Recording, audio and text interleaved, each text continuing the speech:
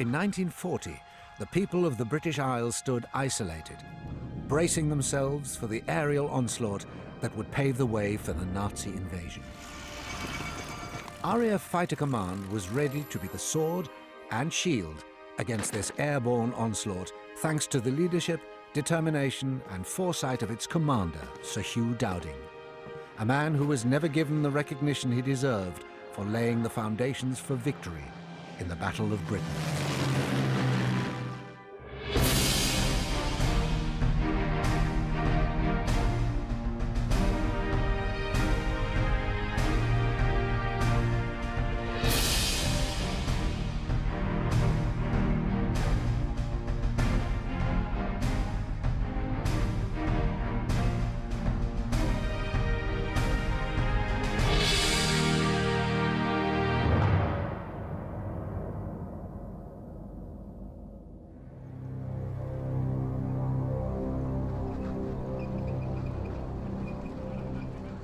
In the spring of 1940, Europe was collapsing under the weight of Hitler's armed forces.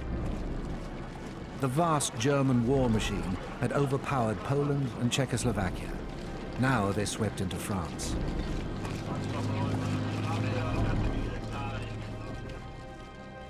The Commander-in-Chief of Fighter Command for the Royal Air Force was Air Chief Marshal Hugh Dowding. Dowding's fighting force was in France attempting to stop the Germans overrunning the country. It was a losing battle.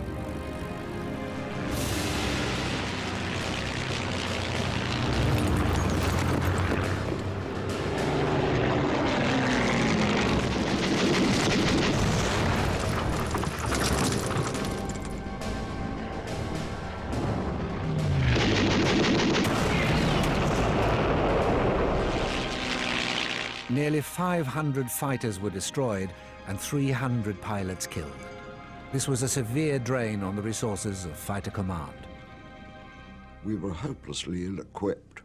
We didn't all have maps. Only some of us had maps. There weren't enough to go around. And we'd no ground crew with us, so we had to do it all ourselves. Pump fuel in, pour it in from 2-gallon tins. The army, who were on the beaches at the time trying to get out, were slating the RAF Fighter Command somewhat because they said they never saw any fighters overhead.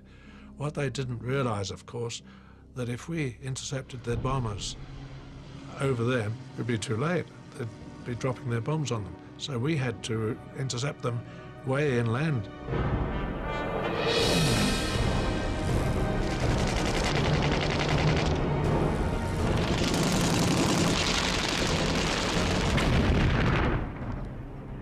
France was desperate for reinforcements, and Churchill was about to give in to their requests. But Dowding had other ideas and would clash with his superiors, something he was well known for. Sirs, in my view, Fighter Command will be pushed to the limit in protecting 11 and 12 groups. I would remind you that your estimate of the number of squadrons required for home defense was 52. I have, at present, 34 for the task. During his time as an officer pilot in the First World War, he would often question the orders of his Commander-in-Chief, Lord Trenchard. He had a very big row with Trenchard about his pilots.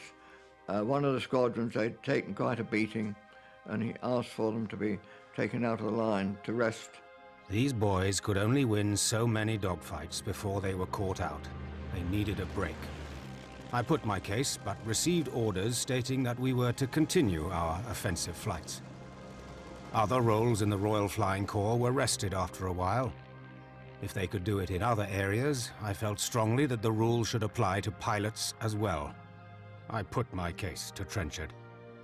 Trenchard eventually gave in, but he then decided that Dowding was too soft to be a front-line commander, and shipped him back to England.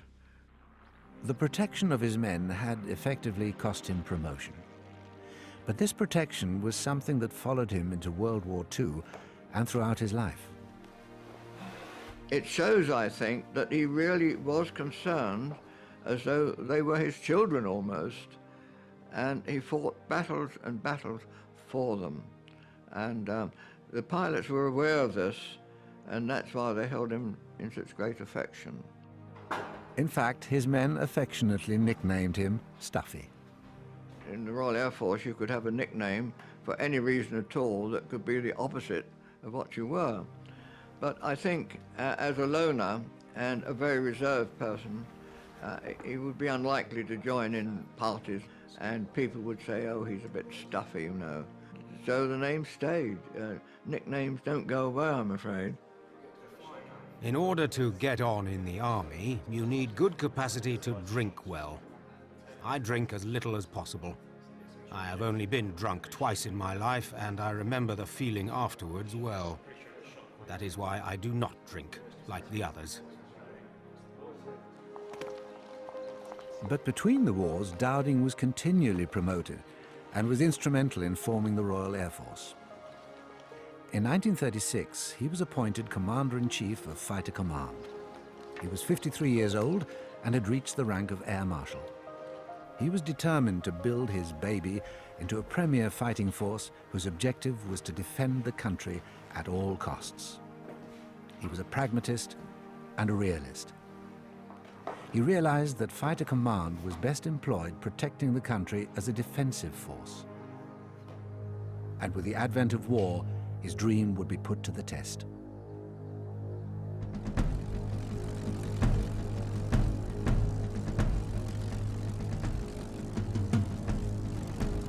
As Churchill was about to send more precious Hurricanes to France, Dowding strongly opposed this plan.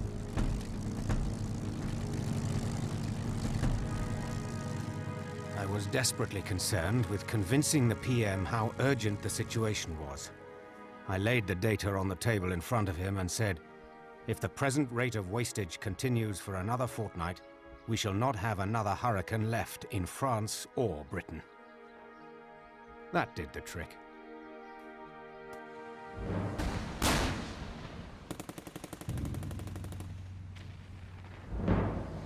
It was decided to fall back from France and prepare for the defense of Britain. But some of Dowding's experienced pilots were left stranded. It was all pretty chaotic, of course. We were in full retreat. We couldn't get any instructions or orders what to do. So we'd refuel and just go off, do a patrol, looking for trouble. I made my way back by managing to get a lift on an old lorry, which had a load of potatoes in the back. I was going towards Cherbourg, and the roads were absolutely jammed up with refugees. They had horses towing their cars, and they had their cars loaded to the gills with all their belongings that they could take away. But of course it made our journey extremely hazardous because the roads were so blocked up.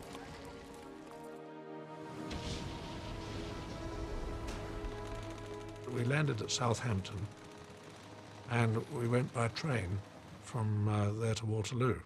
Going up in the train, I was watching people playing cricket in their whites, and I could hardly believe it after what we'd been through.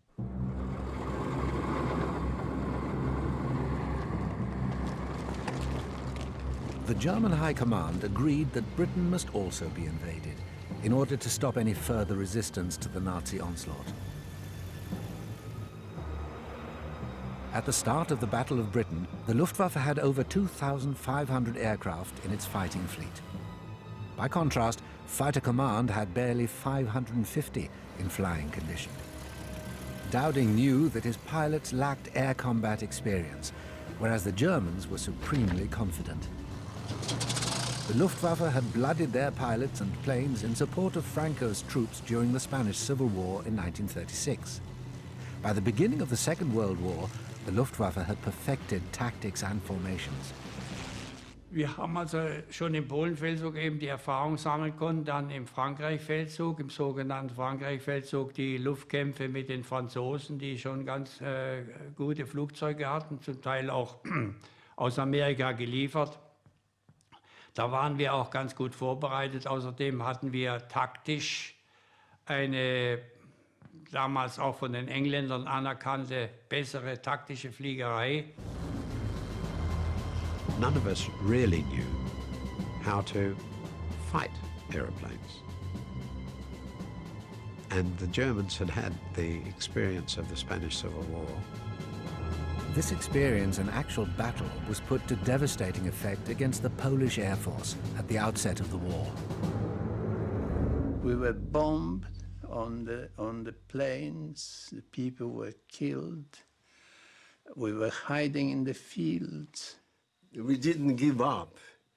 We tried to do our best all the time, but our best wasn't good enough by far.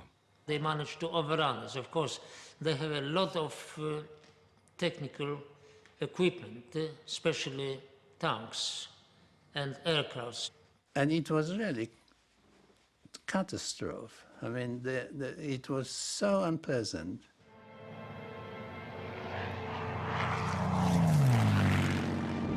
Not only did the Germans have the experience, they also had the hardware. Da hatten wir die ersten Me 109 Flugzeuge, also das berühmte Jagdflugzeug. Und wir hatten die ersten Typen, das war noch ein relativ leichtes Flugzeug. Später wurde das ja wurden die Motoren immer stärker, das Flugzeug wurde mehr bewaffnet, stärker bewaffnet. Dann kamen entsprechende Funkeinrichtungen. The odds were stacked against Hugh Dowding's fighter command.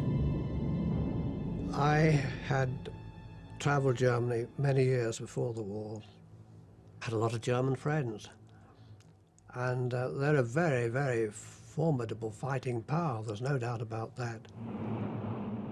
As the small British fighting force braced itself for the Nazi onslaught, many pilots feared the worst. They intended to really decimate this country and just use us as slave labor, I suppose, really.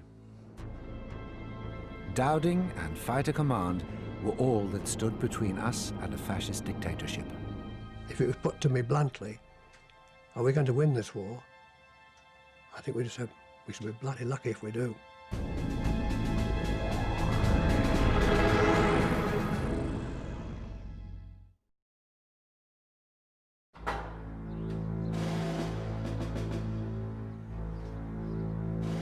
June 1940.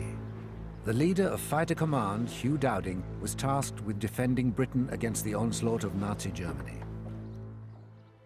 His forces were short of planes and pilots, but were prepared to take on the battle-hardened pilots and their aircraft from the mighty Luftwaffe.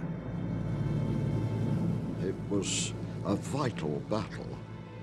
After all, the Germans wanted to invade us, and they couldn't have invaded us unless they'd got air superiority.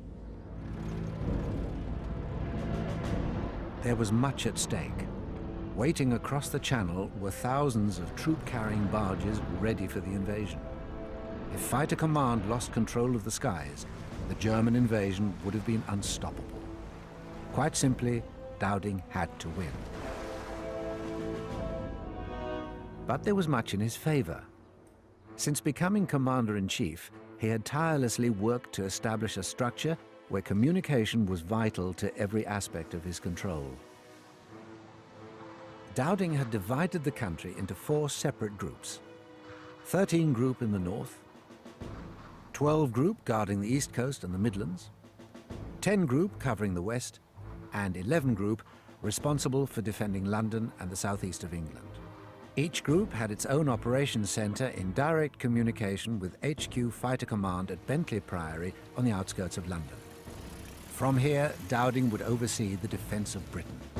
HQ Fighter Command monitored the whole of the United Kingdom. Dowding had responsibility for the air defence of the United Kingdom. His job was to ensure that the country was defended. So technically at HQ Fighter Command, it was a monitoring situation. Information being received, passed out to the groups and received back, so he could keep a tally on what was actually happening. But good communication alone would never defeat the Nazis. Fortunately, Dowding had a secret weapon. While working for the Air Ministry, he pioneered the development of a long-range early warning system called radio direction finding, RDF, or as it would become known, radar. By the outbreak of war, the system was up and running. The whole world of radar was totally and completely secret, and nobody was allowed to know about it, and nobody ever did. I cannot give you much information about this system because its existence is very secret.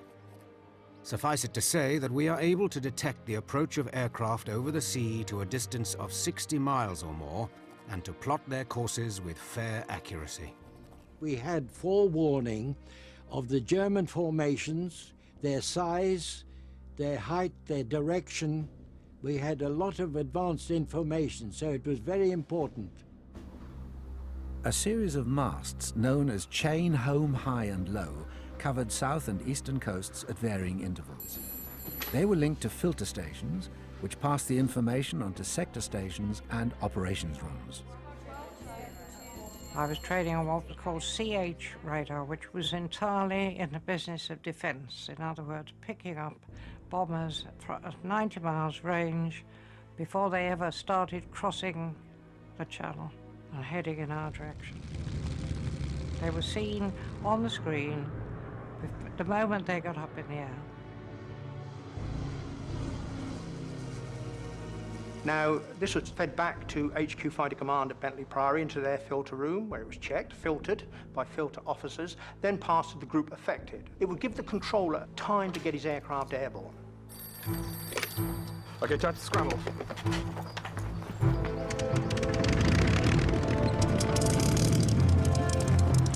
Fighter Command's control with radar was first class from an interception point of view.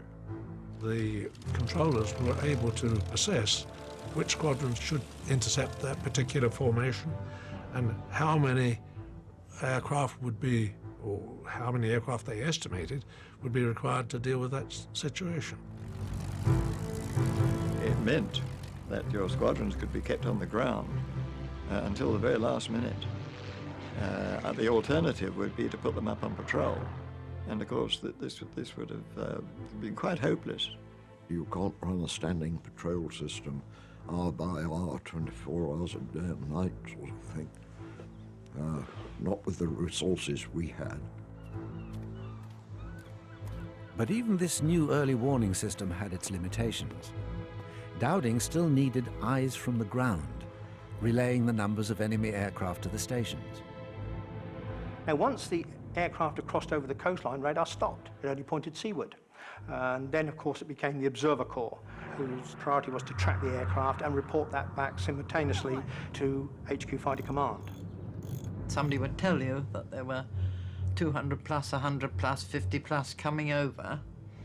This was when we got warning from the coastal people that the raid was building up and coming over. And a raid did build up, like a thunderstorm. It was very exciting to watch a raid beginning to build up, 90 miles, 80 miles away. A few little echoes would appear on the screen to begin with, and then slowly it would get a bigger and bigger mass, and all these echoes are kind of trembling. So you would pass a plot to Fighter Command headquarters at Bentley Priory, and there was old Stuffy Dowding sitting up in his balcony watching it all happen.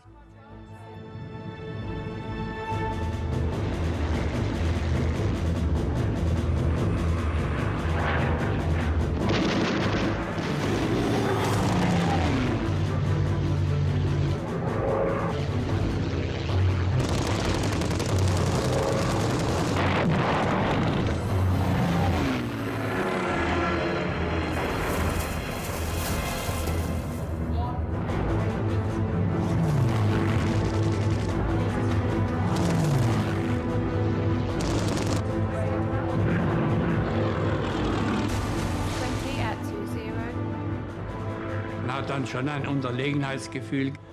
Und plötzlich kamen die Engländer von ganz in bester Position auf uns zugeflogen und haben uns angegriffen.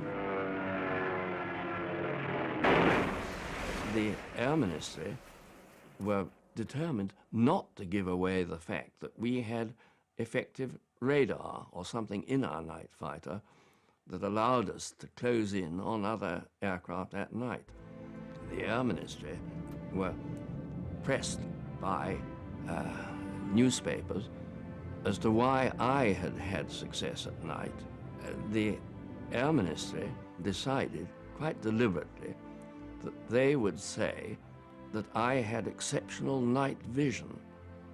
And they told the Commander-in-Chief in Fighter Command that he was to make sure that I realized that's what they were saying. I was then given the name by the papers as Cat's Eyes Cunningham. But the Germans were not so easily fooled. Da wurde uns erstmal bewusst, dass da irgendeine Einrichtung sein muss, die also diese Führungsmöglichkeit ergibt. Und das hat man damals ja noch nicht so gewusst, dieses Radar. The Germans quickly identified the large aerials along the coastline as Dowding's secret weapon, and soon found a way to penetrate our defences and attack them.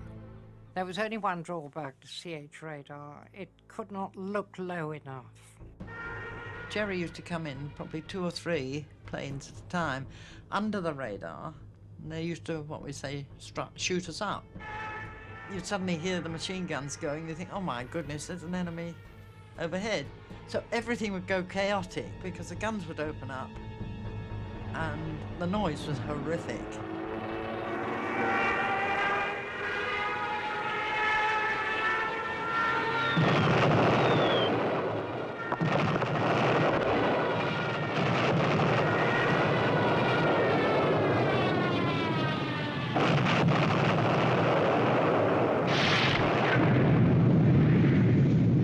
The Germans were gaining the upper hand. Dowding desperately needed another fighting advantage. The workhorse of fighter command was the Hurricane, which, although effective, had its limitations. We couldn't chase anything with the Hurricane. All the German aircraft were much faster than we were. There really was a war on, and our backs were to the wall, and by God, we needed aircraft. But Dowding was already one step ahead. He was instrumental in the increased production of a new and iconic aircraft, the Spitfire. One day there was a totally different noise in the sky, and I went out, and there, high up in the blue, were 2 beautiful monoplanes, wheeling and diving and circling around. It's the most wonderful noise you can imagine. It's sort of rich and powerful and reassuring.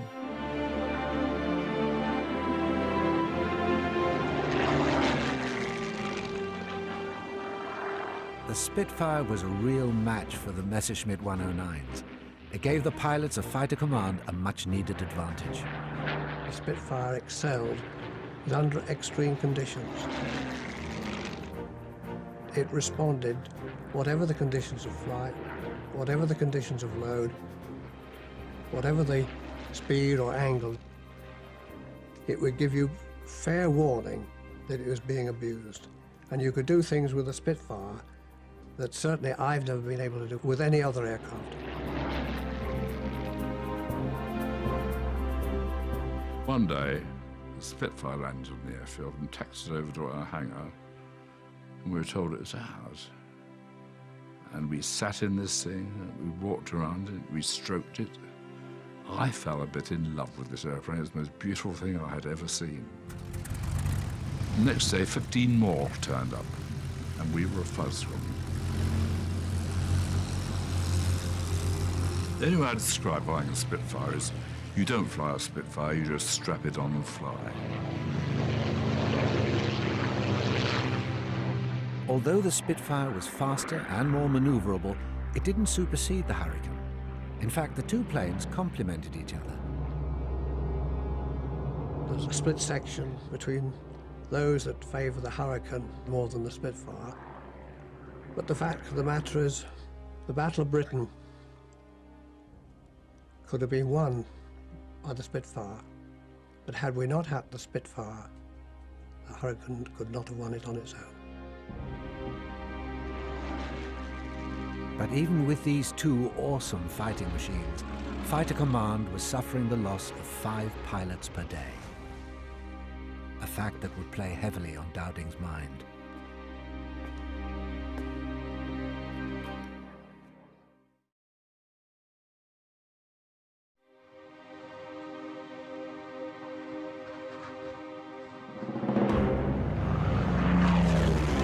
For many, fighting for the first time was an awakening. This was reality. Kill or be killed.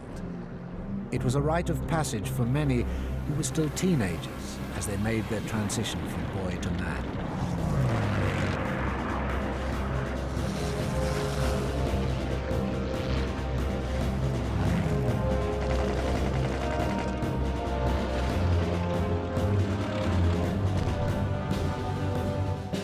Throughout his time as Commander-in-Chief of Fighter Command, Hugh Dowding was concerned for the welfare of his pilots. As the defense of Britain began to get underway during July 1940, and because of the deaths of many of his pilots, his concern deepened. It's very revealing that he referred to the pilots, who after all were, fairly tough in their own way, and he referred to them as his chicks. And the safety of his chicks was always at the top of Dowding's mind. One day at our airfield, a group of men arrived with bulletproof windscreens. Now, prior to that, all we had in front of us was basically perspex. I said that I wanted bulletproof glass for the windscreens. I remember the gust of laughter sweeping round the table. I said, if Chicago gangsters can have bulletproof windows to their cars, why can't my pilots have bulletproof windscreens? I have no idea how many lives were saved by this. We'd got a 2-inch thick bulletproof windscreen, which we knew Dowding had had to fight the Air Ministry for. So that's how we were aware of his presence, and we knew that behind the lines he was fighting for us. Up until 1936, flying was for the affluent. Pilots, private or military, came from the wealthy families. Dowding realized that with the rise of the Nazi Party and war looming, there would be a shortage of trained pilots. Due to the massive modernization process, lads of 18 and above from different backgrounds and all walks of life suddenly had a chance to become a fighter pilot. The idea of all being public school boys and wearing red jackets and this, that and the other, not quite true. The government introduced a thing called the Volunteer Reserve, and I thought, this is my only chance ever to do something. So I leapt at it and volunteered for it. The great majority were VRs, some regulars, a lot of VRs who came from all backgrounds and all walks of life, just happened to be at the right place at the right time, or the wrong place at the wrong time, whichever way you want to look at it. But for many of these young pilots, their entire training was done on slow vintage biplanes where the instructor sat in the back. With the outbreak of war, they were suddenly presented with single-seater warbirds. In May 1940, I'd never been in the cockpit of either Spitfire or a Hurricane, and those of us who'd never flown low-wing monoplanes before had to be introduced to Spitfires, and we just had to learn. After I'd been with the squadron about 2 days, the flight commander said, well, we better get you flying. He gave me a copy of the pilot's notes and said, go and sit quietly somewhere and read them up. And after I went back, having read them, he said, right, now you better sit in the cockpit for half an hour and find out where everything is, and which I did. There was a book published of where all the tits and knobs were, and you just sat in the cockpit and familiarised yourself with where everything was. And when you thought you knew all about it, you went to the flight commander and said, please will you test me? And they would ask a lot of questions and said, right, off you go. And the only advice I give you is don't put the stick forward when you take off, otherwise you'll push the propeller into the ground. Anyway, I took off safely, thank heavens, and flew around for about 45 minutes. And fortunately, I managed to do a good landing, and I taxied in. And when I got out of the cockpit and walked to the flight office, for the first time in my life, I felt about 6 feet tall, I think. A chap with lots of gold braid on his cap came down and told us we had 4 to 5 weeks to learn how to fly these things and to put ourselves in the position when we could take on the might of the German Air Force. But the might of the German Air Force took a heavy toll on our young pilots. Many didn't survive their first flight into battle. The reason that the new boys, or the chaps who bought it, was if they were lucky they had done a few hours on a Hurricane, but not really enough to put it on like a coat, if you like, and wear it like a suit and know exactly what it could do. So it was just lack of experience. First 7 days we were decimated. I think we lost 9 pilots in 7 days, and 2 or 3 shot down, but got away with it. The first 3, 4, 5 flights are always the most dangerous. You cannot train people to meet real live bullets. You cannot train them to operate at the speed that you need to. Dowding introduced a system that would counter the lack of experience in his new trainees.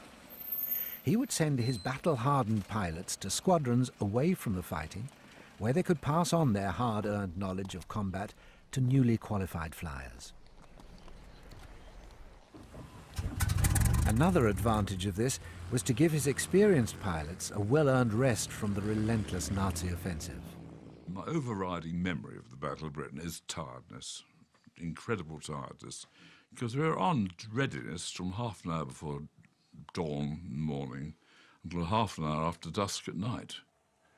And we slept in our clothes, down at dispersal. When we were Boscombe down, we actually slept underneath the wings of our aeroplanes. It was more stressful waiting. Most people seem to appear to try and relax and sleep, but you were very much on edge. In dispersal hut, we had a bunch of camp beds which you threw ourselves on and went to sleep as soon as you landed. In fact, at that stage in my life, I went to sleep. Whenever you stopped doing anything, I went to sleep. Standing, sitting, or wherever it was. Okay, chaps, rumble. But despite the discomfort, Fighter Command's 3,000 men and women faithfully followed Dowding's lead. We can never ensure home defense by the operation of Fighter Command. It can never take the initiative. That depends on the enemy. Will he send over single machines, or very small formations, or will he depend on monstrous hammer blows every 24 hours by every available machine? We must be prepared for all possibilities. We must be prepared for anything. But Dowding wasn't prepared for the conspiracy from within his own ranks. A message, sir. The Luftwaffe was just one of his enemies. Many more roamed the corridors of the Royal Air Force itself.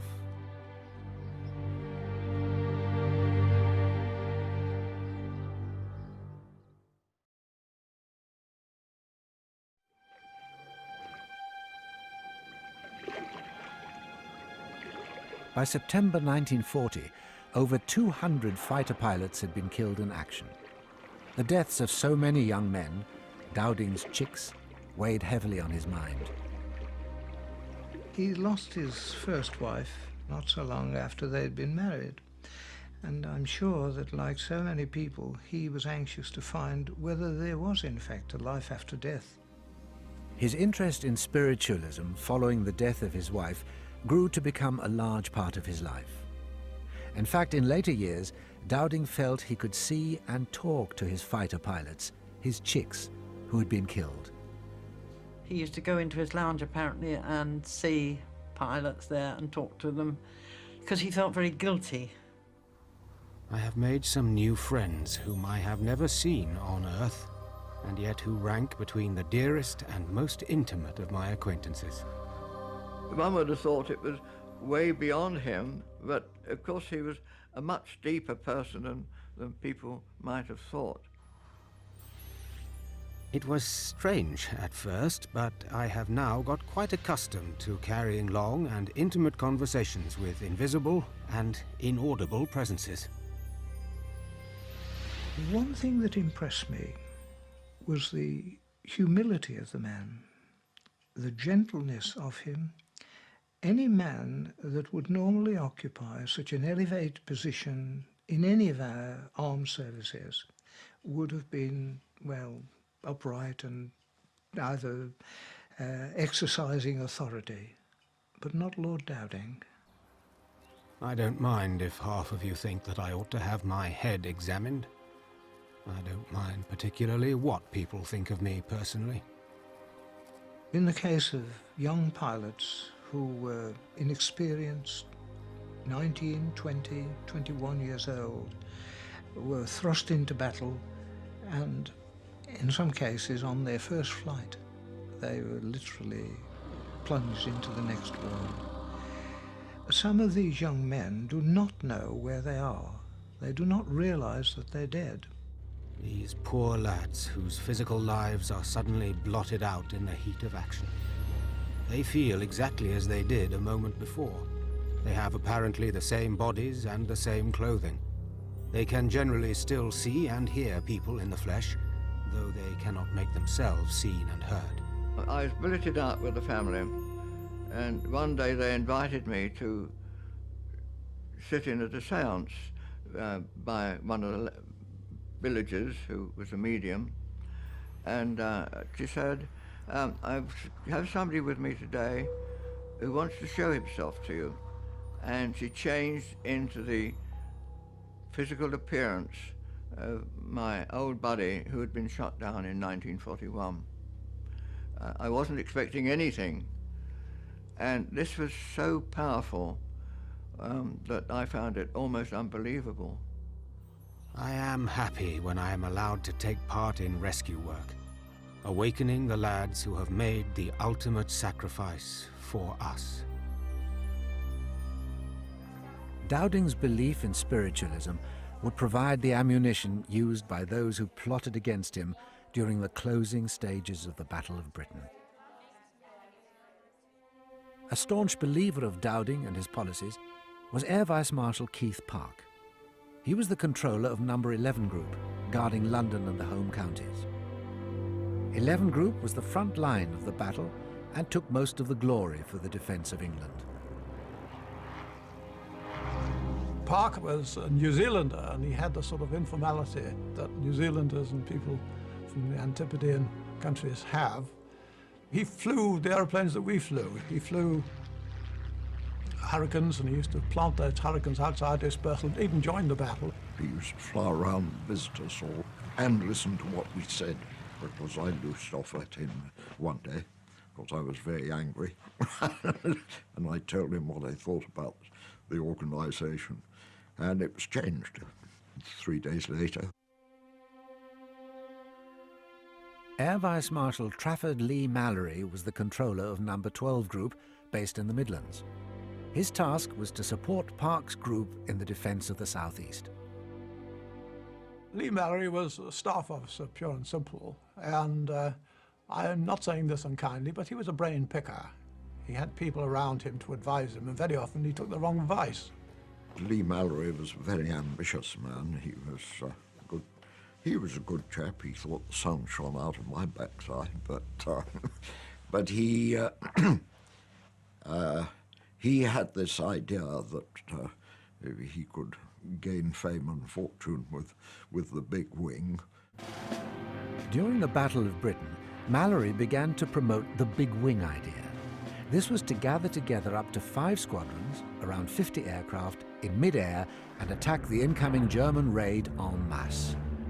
Mallory put this idea to Park and the pilots of his 11 Group.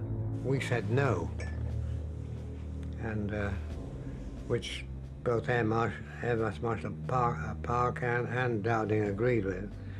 Park could see that the big wing contained two different types of aircraft, Hurricanes and Spitfires. The Spitfire was faster than the Hurricane, and it would have to wait. When you get the big wing, okay, it can make a big impact, but it takes time. And the one thing that wasn't available during the battle was time. I'd say would have been a total failure. What a waste of time. Forming up, and all at that time the bombers are coming in and are probably on the way out. Dowding and Park refused to adopt Mallory's big wing philosophy, but Mallory disobeyed orders and used it anyway. As a consequence, he was often late in coming to the assistance of Park's 11 group. I think it was self-glory he was after Keith Park's job. Mallory took his big wing philosophy to friends at the Air Ministry, friends who were prepared to undermine Dowding. There was a group of people that wanted Dowding removed. He was a loner, and he'd naturally, fighting for the pilots, he'd be battling with the Air Ministry all the time.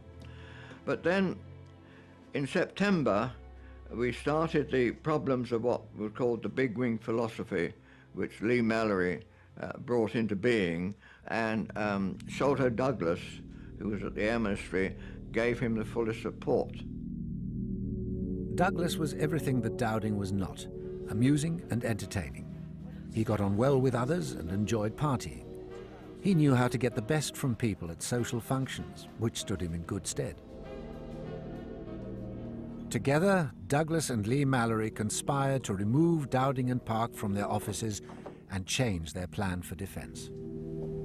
The whole thing was set up to humiliate Dowding, to try to prove that his handling of the battle had been wrong, and that Lee Mallory and the bigwigs was the way in which the battle should have been fought.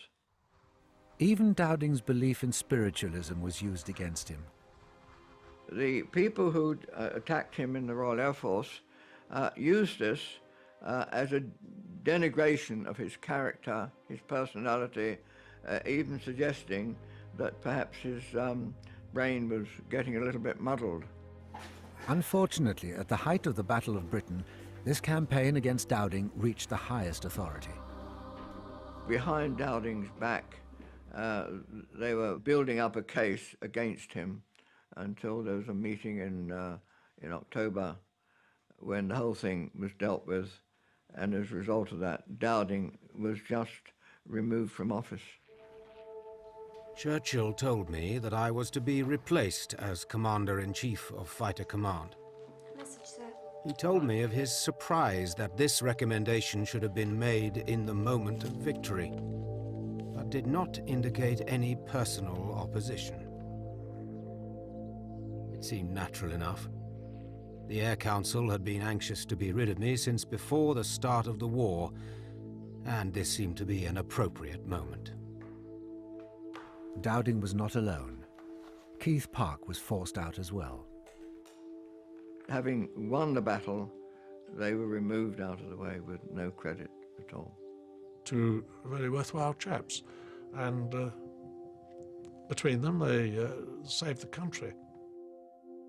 Sholto Douglas took over Dowding's role as Commander-in-Chief of Fighter Command and immediately gave Trafford Lee Mallory the control of No. 11 Group.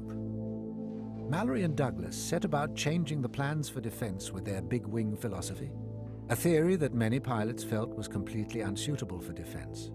Fortunately for Britain, this change happened just as Germany abandoned its plans for invasion. Had we followed the policies they would have liked to have promoted, we would have lost the Battle of Britain. And if we'd lost the Battle of Britain, we would have lost the war. By the end of November, Churchill realized that he could safely tell the nation that the invasion for 1940 had certainly been thwarted and that the Germans had been beaten back. Churchill said that he wanted me to go to the United States. I said that I did not wish to accept such an appointment. Churchill replied, "I have the right to demand that you should accept." So I went. Churchill declared that on Christmas Day, 1940, that every church bell in the country will be rung to celebrate the fact that we had beaten back the German attempts to invade us. Dowding was not even in the country when the church bells to celebrate the victory were rung. He eventually retired to a quiet life in the country without receiving official recognition. But many who served under him knew where the credit lay. I think the politicians didn't give Dowding the honours he deserved.